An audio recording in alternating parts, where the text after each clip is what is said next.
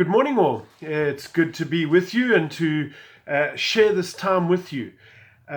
We are continuing in our series on the between the resurrection and Pentecost. And this week we're going to look at Jesus in Galilee. And we're going to just see how his ministry and his interaction with the disciples will speak to us in our present circumstances. You know, we're living in very crazy times right now. Everything we know, everything we're used to, everything that's been our sort of way of doing stuff, everything that makes us comfortable is gone. And if we're honest with ourselves, we are waiting for things just to get back to normal, just to get back to the way they were. But I just wish things would get back to the way I can define and understand, and and I know how to do it. I have a handle on it. But unfortunately, it looks like we are living in a time that will never get back to normal. You see, the disciples were having the same crisis. They'd followed Jesus for 3.5 years. They were expecting him to be king and ruler. He died, crucified on a cross. Their dreams had been shattered. But suddenly, on the third day, he was resurrected. And things were not normal. Things were different. They couldn't define it. They couldn't work out what was going on. And now, just after he had appeared to them a couple of times, they were hearing stories of him going around and doing miracles. What does this all mean? What does the future hold for us? What are we meant to be doing in all of this? And Peter, remember now, Peter's in a bit of a quandary because he had denied Jesus. So where is he in this whole picture? What's his role in this picture? Peter goes back to his default. Peter was a fisherman. Peter was a professional fisherman, and we're told right at the beginning of the story that Jesus came to him and said, come, follow me. And Peter left his nets on the side of the lake and went and followed Jesus. And Peter, in all this confusion and all this not sure of what he should be doing, goes back to his default. I'm going fishing. Jesus had told them to go into Galilee, and they will see him there. But in the waiting, Peter gets itchy feet, and he says, I'm going fishing. And he goes fishing. But the interesting thing is we see Peter's leadership. The others say, we're coming with you. There's going back to their default, going back to what they know. Up to that stage, we know that the Lord had given them orders to go be fishers of men. But they go fishing. And it's very fruitless fishing. They were only wetting their nets. They didn't catch anything. And it's a lesson for us that Jesus said, when we do something that is not in his plans, it'll be fruitless. Without me, you can do nothing, Jesus said. The others said, we'll go with you. So you've got this group of professional fishermen who catch nothing. And that's so symbolic of the church at times. We don't know how to kind of handle things. We can't get a handle on things. We don't know what to do. We don't know what we should be doing and how the season should look. We want to get back to our default. Get back to having our nice services. And to serve in the energy of our flesh. The problem is, let these fishermen be a warning to us. That doing it in our own strength, going back to our default because it's comfortable, is fruitless. We are called to be fishers of men, to be professional fishermen of men. And the thing is, when we go back to our defaults as they did, there was a fruitfulness in their human effort. So right, in the middle of all this, here they are on the lake, fishing away. They're trying to catch fish. They've been at it all night, and it's fruitless. And in verse 4, we see that Jesus shows himself, and the disciples didn't realize it was him. He asked them, have you caught anything? But they didn't realize it was him. And there's a sense, there's a message in that for us, that their spiritual faculties, their insight wasn't in tune. And so often, Jesus is present with us, and we don't see it. Our spiritual faculties are not in tune. It reminds me of the one time my daughter Amy and I were in the park, and I was going to go and check a water hole, and we parked a vehicle up against a bush, got out, and we got over the fence, did what we had to do, came back, and as I came over the bridge over the fence, I looked down, and Amy had run ahead of me. She was already at the bottom of the stairs, starting to run towards the car, and I said, Amy, stop. Because what had happened was I'd parked up against the bush. My mind was on what I had to do. And I wasn't observant. Because right behind that bush was standing an elephant. And I had not seen it. And we'd got out the car, gone and done what we were going to do, and came back. And I saw it. And I thought, and Amy had run ahead. And fortunately, nothing untoward had happened. But so often it's a bit like that. We are so focused on the stress of the situation. We're so focused on what's going on around us that we do not recognize where Jesus is in the situation. Can I say we need to be asking the question today, where is Jesus in this? Where is Jesus in this situation? Where is Jesus in the lockdown? What is he wanting of us? What is he doing in this moment? Because I believe he is working. Jesus challenges them and says, have you got any fish? And the interesting thing in the Greek here, it's not a word of affection. He uses the word tekna, which is like sirs. It's almost like that distant thing. There's no intimacy or love in the question. He knew they didn't have any fish. But you see, he needed them to recognize their failure. Before he was going to do the miracle, he needed them to realize their need for him to work. And I think it's the same with us, that God at times, or Jesus needs us to recognize our true state. That actually we are desperate for him. In all this shutdown, in all that is happening, in our confusion, in our desire to get back to the default, and it's not working. Where is Jesus in this? We need to recognize our emptiness. Hear him saying to us, is there fruitfulness in what you're doing? And when they respond and say, no, there's no fish, he says to them, cast your net on the other side. Now, a couple of months ago, Steve G preached from the same thing, that when there's fruitlessness, cast your net on the other side. Do things differently. And, they do it. They're obedient at that moment.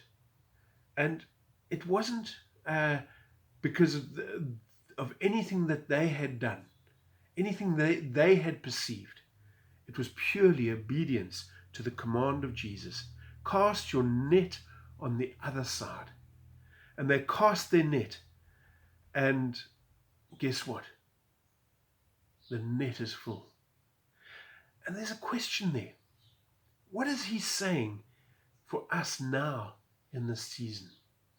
What is the other side that we need to be casting our nets into? As a church and as individuals. They suddenly catch this big catch of fish. And the word goes out, it is the Lord. You see, they recognized the little success that they'd had. And when they have this abundance, it is the Lord. And Peter in verse 7, he hears them say it is the Lord. And he kind of just dives straight in. He's overboard. And he gets to shore as quick as possible. Peter, the man who had walked on the water, swam to Jesus. He left the nets that were full to the others. And they followed in the boat. But Peter was there.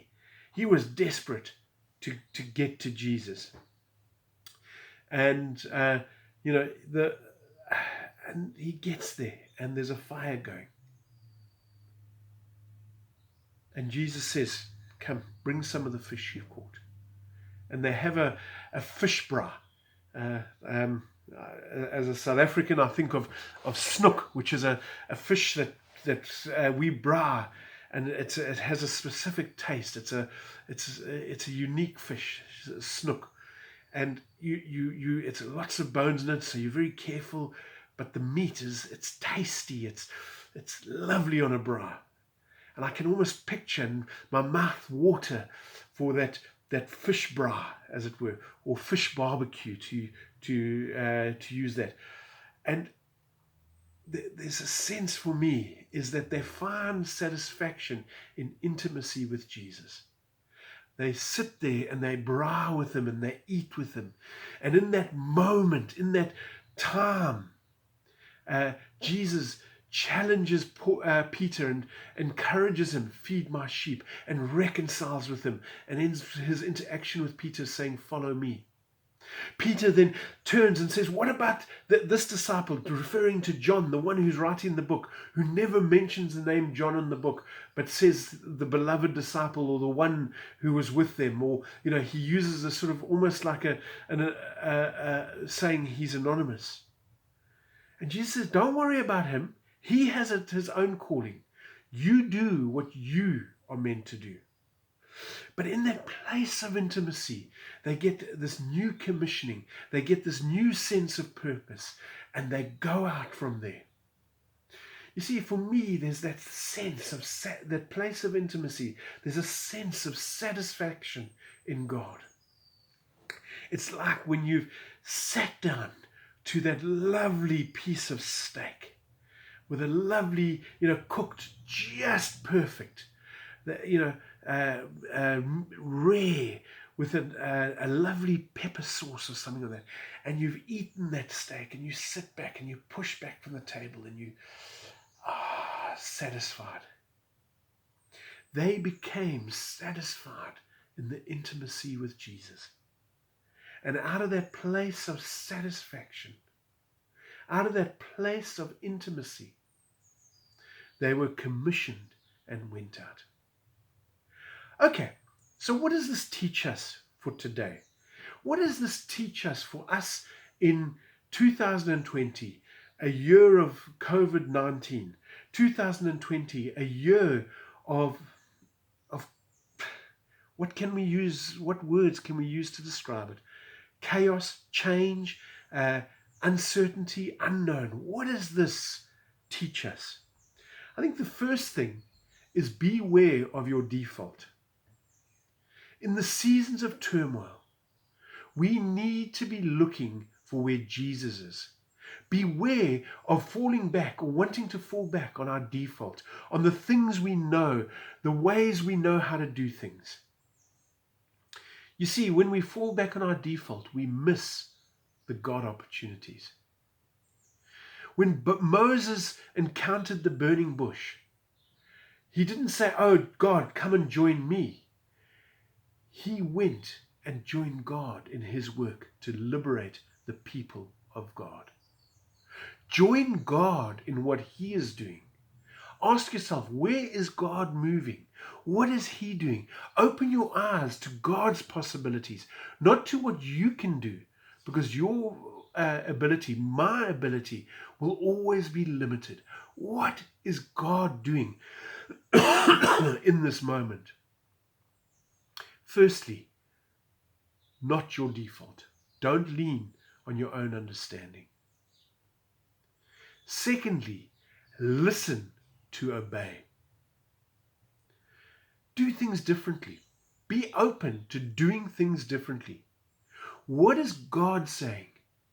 Do that. And you know what? Even if it seems a bit risky, it seems like you parachuting from 20,000 feet.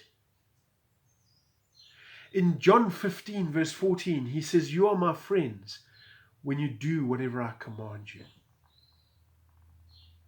Listen to obey. Don't rely on your default. Listen for him to obey. And then thirdly, take the plunge. You know, Peter casts himself in the water. He doesn't hold back. He's gone. The others get the net out of the sea and they follow in the boat. Peter is in there swimming to shore. He didn't hold back. And he gets to Jesus. Take the plunge. What's he telling you to do? Which neighbor is he telling you to invite to Zoom church or your Zoom group? Which neighbor is he telling you to invite to one of the coffee mornings? Take the plunge. You don't know what the outcome will be. So don't rely on the default. Listen to obey. Take the plunge. But also, I want to say, enjoy the barbecue. Enjoy intimacy with Christ. Lean into him. Lean into your relationship with him. You see, at the barbecue, it was a place of reconciliation. It was a place of restoration. It was a place of healing. Lean into that. Let him hear him saying to you, feed my sheep. Hear him saying to you, the past is gone. I've got a new task for you. In that place of intimacy, hear him calling you to a new place of service. Not your default, but a new adventure, a new place. A place of commissioning is the final point. Peter, feed my sheep. Follow me. Peter, follow me. Go to the place of commissioning. It comes out of intimacy. I think of the picture of Isaiah. He's in the throne room of God. He sees the glory of God and he goes, woe is me. I'm a man of unclean lips amongst a people of unclean lips. And he's there and he hears the voice of God saying to him, whom shall I send? Who will go for me? And from that place of being in the throne room of God, he is commissioned. So from intimacy comes commissioning. You see, we get it wrong so often. We want to work for God to get intimacy with him. But actually, he calls us to intimacy first and then commissions us. So, friends, let's sum up. From the story of Jesus in Galilee, I want to encourage us as a church. Let's not desire to go back to what was the old. Let us be looking for where Jesus is working. Beware of the default. Press into Jesus. Look for where he's working and follow him. Listen to obey. Listen to hear his voice, to obey it. Not to just hear his voice and say, oh, that's cool. That's cool. That's lovely. I heard a prophecy 20 years ago. Listen to obey. Take the plunge. Be willing to risk.